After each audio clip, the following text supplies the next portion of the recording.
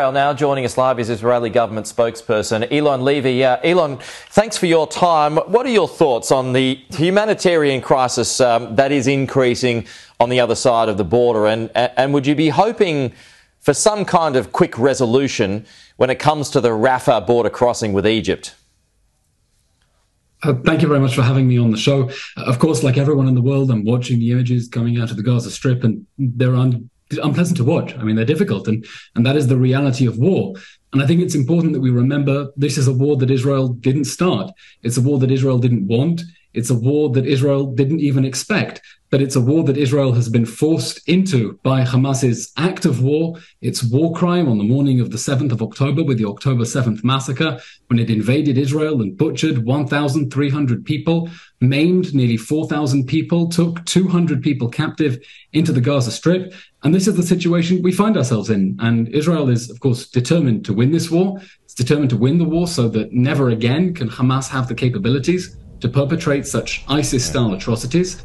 And it's important that you mention the humanitarian question because, of course, Israel is taking all necessary steps to try to minimize civilian casualties in the Gaza Strip. No one here wants to see more casualties, and that's why Israel is encouraging the residents of the northern Gaza Strip to evacuate to the south so that they can get away from the combat zones, so that Israel can target the Hamas infrastructure in the northern Gaza Strip. Unfortunately, what we're seeing is Hamas physically setting up roadblocks in order to escape Palestinians, in order to stop Palestinians from escaping to the Gaza Strip, of course, in flagrant violation of international law, like everything this ISIS-style terrorist organization is doing. But Israel continues to urge the residents of northern Gaza Strip, please, for your own safety, temporarily get out of the areas where there is going to be some very difficult fighting in the coming days as Israel takes decisive action. But as long as Hamas has its ideology, it has a capability, does it not, which is backed by the vast finances of Iran.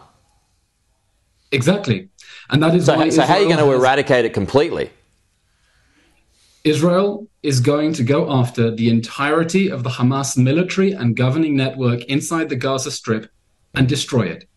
Israel has made the decision that we simply cannot afford to live here with an ISIS-style terrorist organization controlling a terrorist state meters away from our homes, only an hour away from Tel Aviv, but spitting distance from the communities that have been destroyed along the southern Gaza Strip. We simply cannot live in a reality in which a massacre like the one that happened on October 7th can ever happen again. That's not a reality that any country should have to accept. It's certainly not one that Israel is going to accept. And that's why we've decided that this is different from previous rounds. You know, we've been through many of these operations in the Gaza Strip, and each time Israel was hoping to deter Hamas or degrade Hamas. This time it's different. This time the world has been so shocked by the October 7th massacre, the worst terror attack in world history after 9/11, that we've decided the goal is to destroy Hamas, to totally pulverize the military machine so it can never do anything like this again.